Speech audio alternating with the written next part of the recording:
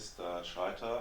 You're president of turn process section here on the Giefermetic Temperatures Newcast, the bright world of metals, but also you are specialized on the foundry market.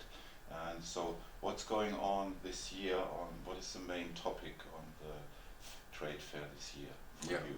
I think we would be not at ecoMetals if decarbonization, surprise, would be not our main topic and which is driving the industry. But beside, of course, decarbonization, we have also the deglobalization, we have the demographic change, and of course overall the digitalization, which is a big enabler to run the decarbonization. The decarbonization is a driving issue because it comes with increasing energy costs. And the big question is now, what is the process of the future? Now really discussing where does it make sense to use hydrogen, or where does it make sense to use electricity? Because this is where it ends up at the end. That's the two energy sources we can get CO2 free. Is this discussion split? Is it in Germany and maybe Central Europe a bit diverse in comparison to international discussion in America and Asia? So surprisingly, not really.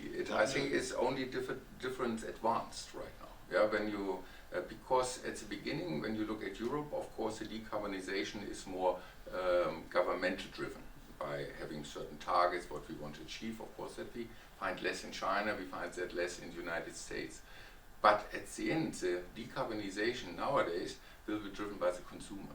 In our industry, you see it is in our mind already, and it's definitely also in the consumer mind. It's a nice example is, for example, your cell phone. It's made out of aluminum outside, and the young generation, I don't know, you probably have kids in the same age that I have, they are more interested in their cell phone than in their driver's license, but the cell phone should be CO2 free. Yeah? So that is what's driving actually the metal producing company. And of course we as plant builders, and we have the obligation to provide the technology for them to do so.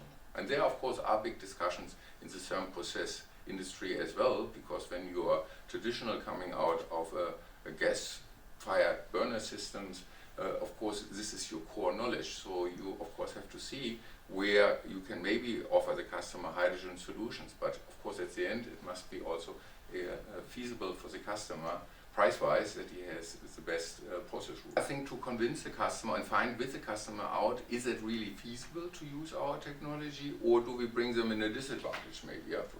In a foundry, for example, the typical process to produce iron is a cupola process, which is a coke-based process, definitely with a CO2 footprint, but which way to go from there? Yeah, because at the end, we are only successful if our customers are successful. So we have to discuss it with them, and when the switch makes sense. I think if you do the switch too early, you put yourself a cost burden on it, which can bring you in a disadvantage. If you switch too late, you'll get eaten by the line. Yeah? So, and I think that's where we have to help our customers which way to go.